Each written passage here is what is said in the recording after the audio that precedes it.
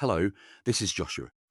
In this video, I will unveil the step-by-step process of how a book goes from an author's idea to a finished product on the shelves, with a dash of humor. Once upon a time, in a land filled with caffeine-addicted writers and overworked editors, a humble manuscript was born. It started as a spark in an author's mind, a brilliant idea that refused to go away like that one catchy song you can't stop humming. But little did this manuscript know, its journey to becoming a masterpiece was about to begin. Buckle up, folks, because this is the wild, weird, and wonderful world of publishing. Every book begins with an idea. Sometimes it's a stroke of genius. Other times, it's a desperate attempt to make sense of the voices in the author's head. The author spends months or years typing away, fueled by coffee, existential dread, and the occasional burst of inspiration.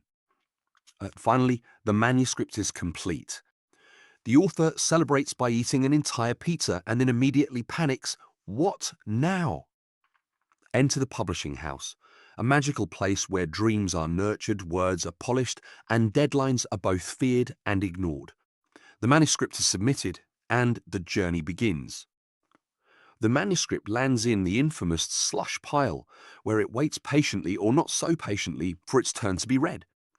This is the publishing equivalent of waiting in line for a roller coaster, exciting but nerve-wracking.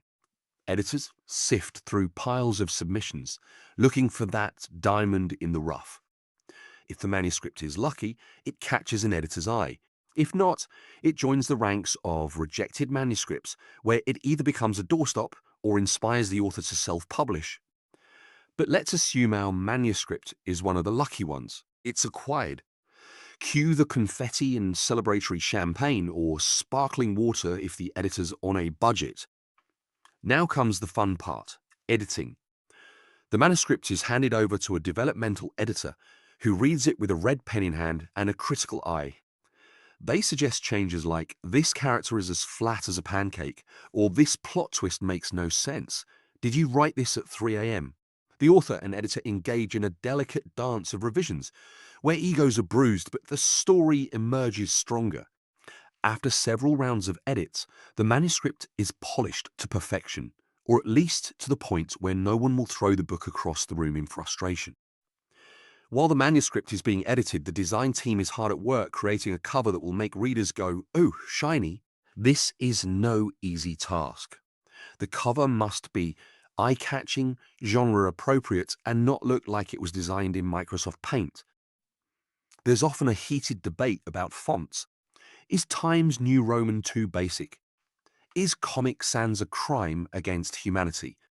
Spoiler, yes, it is. Eventually, a cover is chosen and the manuscript starts to feel like a real book. Once the manuscript is edited and the cover is finalized, it's time for printing. The book is sent to the printing press, where it's transformed from a digital file into a physical object. This is the moment the author has been waiting for, the first time they hold their book in their hands. It's a magical experience, like holding a newborn baby, except this baby won't keep you up all night crying. Finally, the book reaches its ultimate destination, the hands of a reader. This is where the magic happens. The reader flips through the pages, laughs at the jokes, cries at the sad parts, and maybe even dog-ears a page or two. Gasp! The journey that began with a single idea is now complete. And so, the book lives happily ever after, or at least until the sequel is written.